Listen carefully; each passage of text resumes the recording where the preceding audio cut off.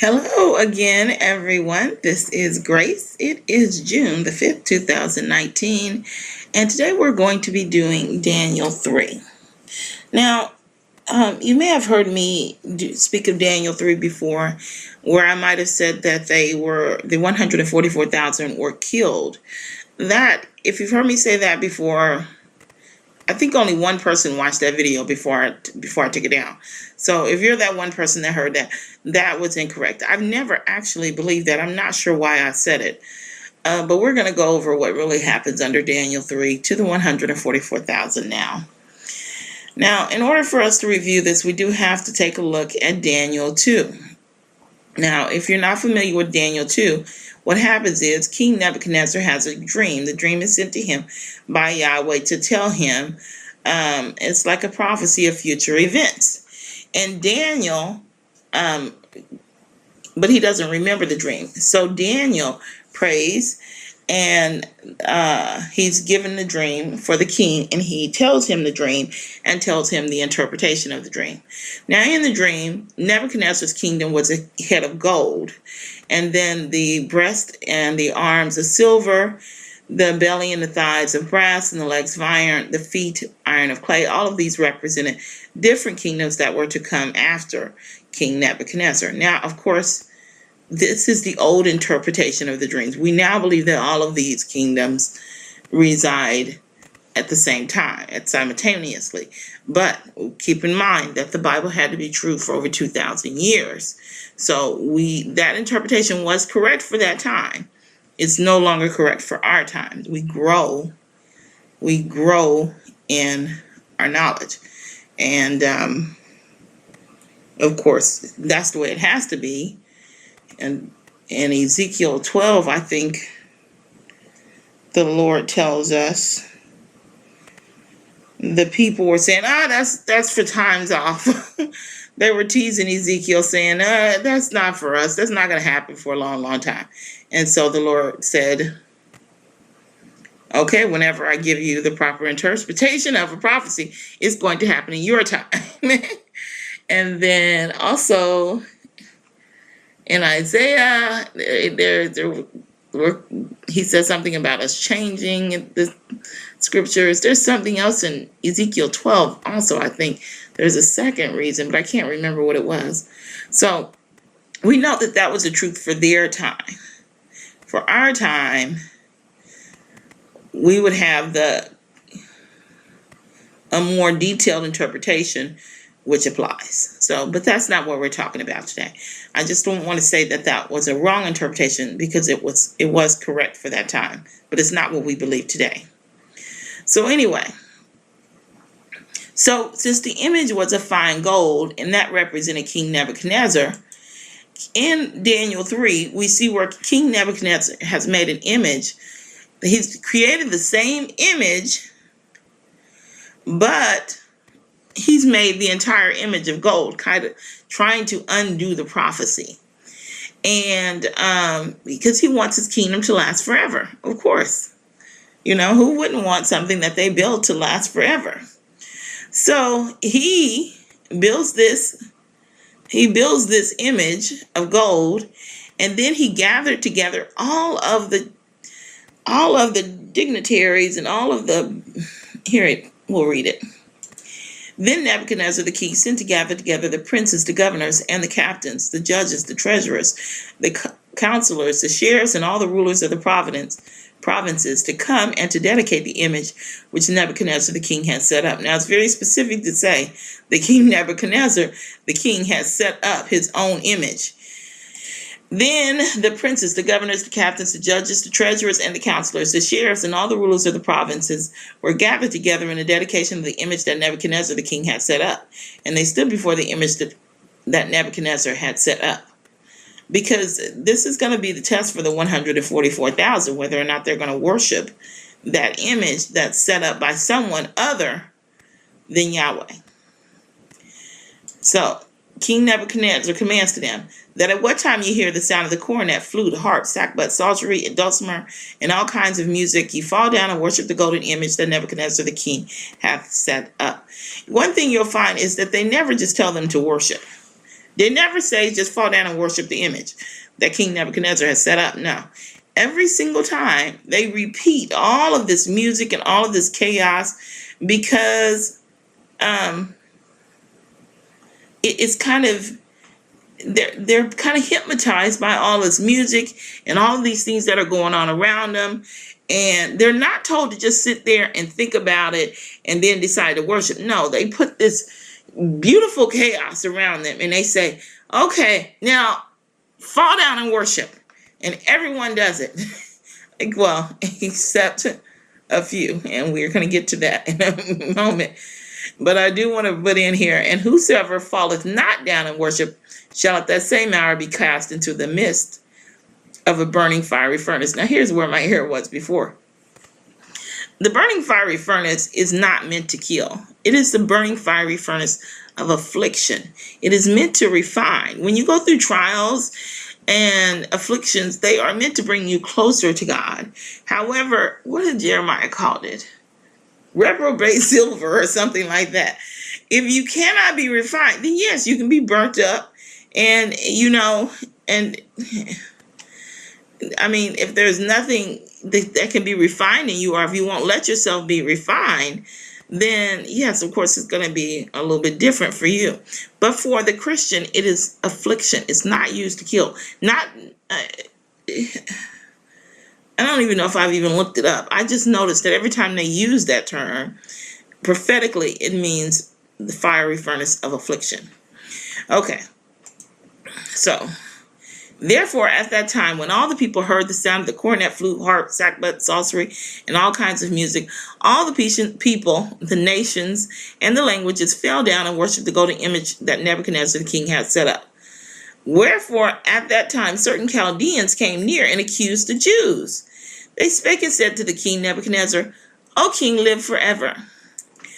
Thou, O king, hast made a decree that every man that shall hear the sound of the cornet, flute, harp, sackbut, psaltery, and dulcimer, and all kinds of music shall fall down and worship the golden image. And whoso falleth not down and worship, that he should be cast into the midst of a burning fiery furnace. Well, there are certain Jews whom thou hast set over the affairs of the province of Babylon, Shadrach, Meshach, and Abednego. These men, O king, have not regarded thee. They serve not thy gods, nor worship the golden image which thou hast set up.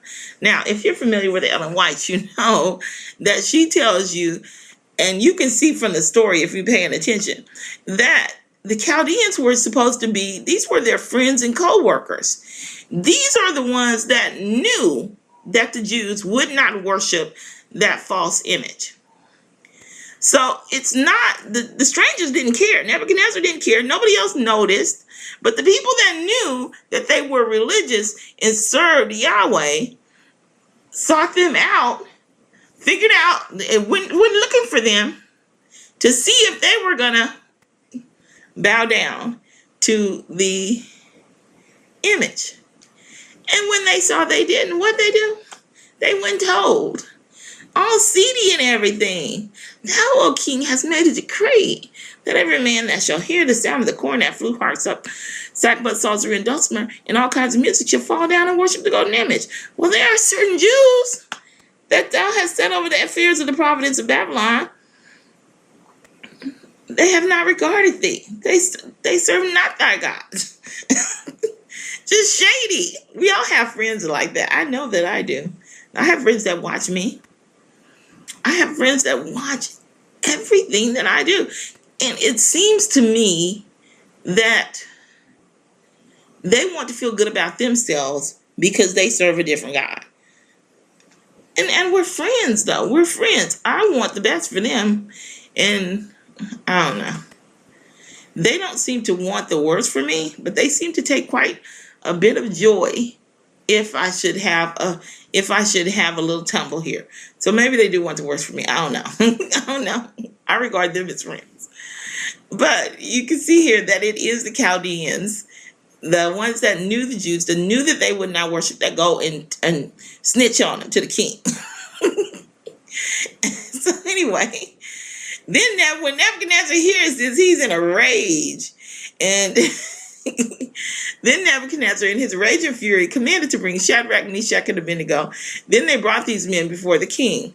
Nebuchadnezzar, oh, but when Nebuchadnezzar saw him, he recognized him. He's like, oh, I know you guys. Oh, you're good guys, right?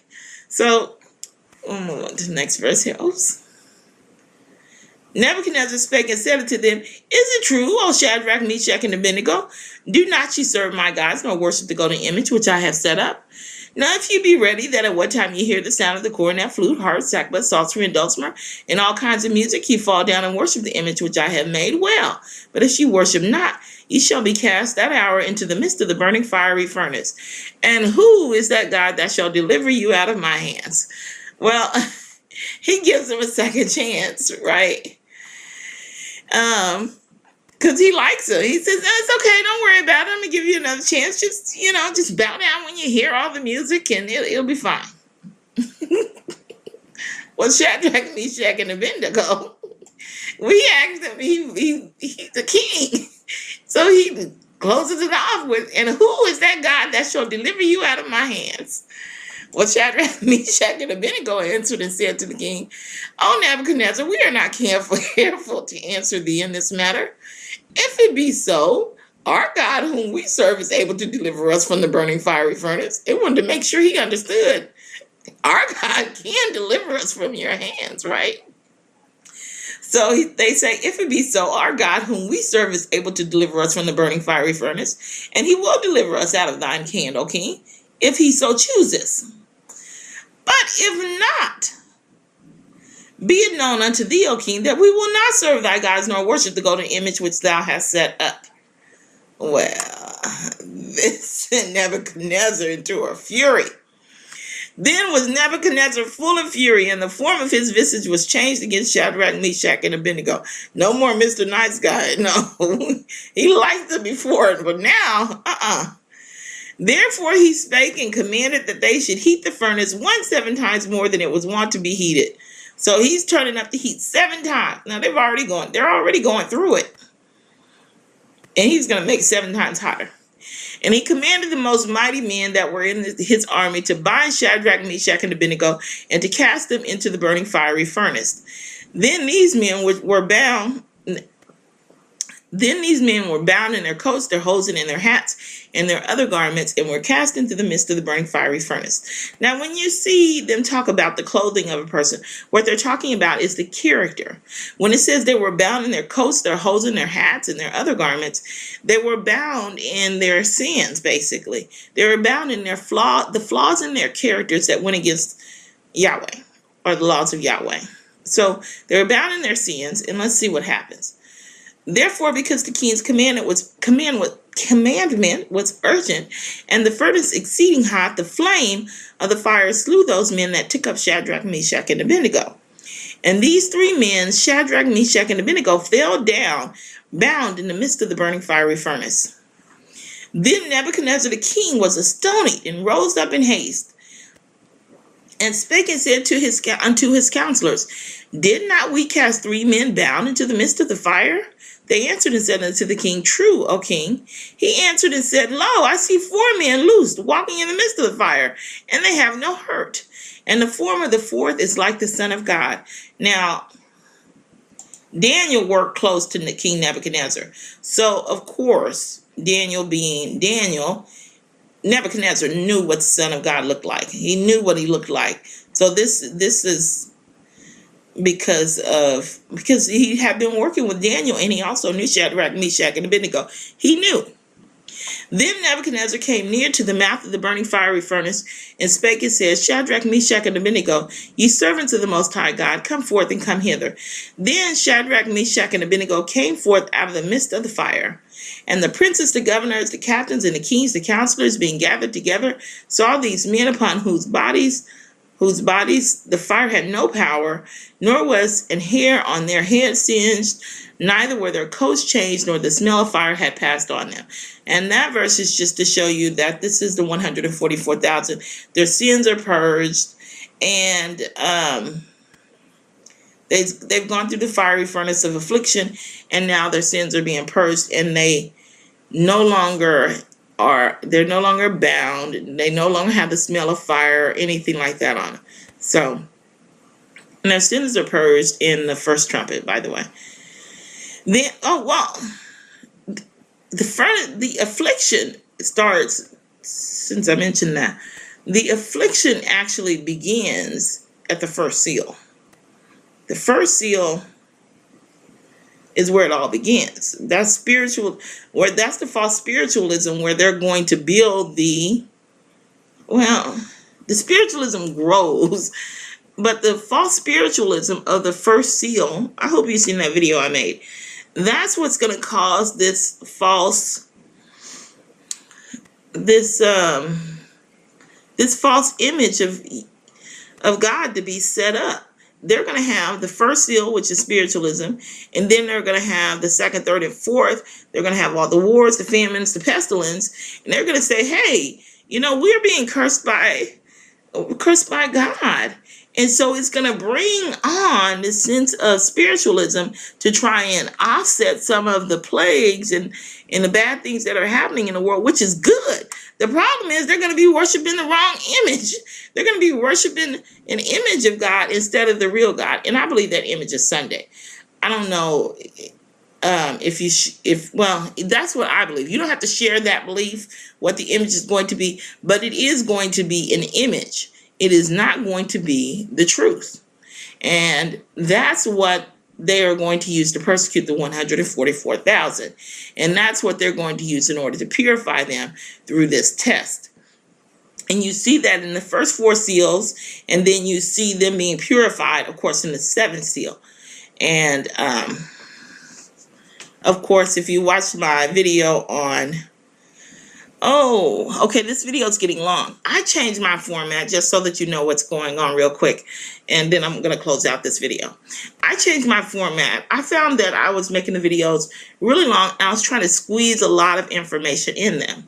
So now I'm going to do Daniel 3, and then, well, Daniel 4 is just the trumpets. I may just skip that. But then I'll do the other parts of Daniel in a separate video. That way you're not sitting there for a long time watching one video. And I will have time to say what I want to say without feeling rushed. And I'm hoping this will work out better. I wanted it to be about 15 minutes. I'm already at 17. So let's finish this. Okay.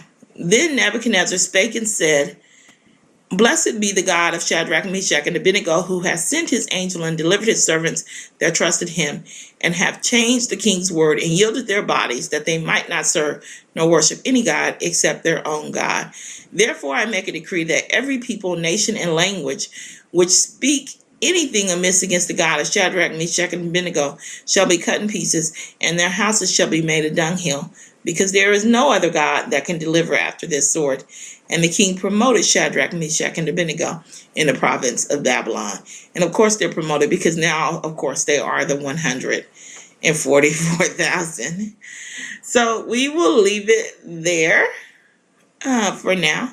And then, as I mentioned before, I'm changing the format. We'll do Daniel 5, Daniel 6 under a separate video.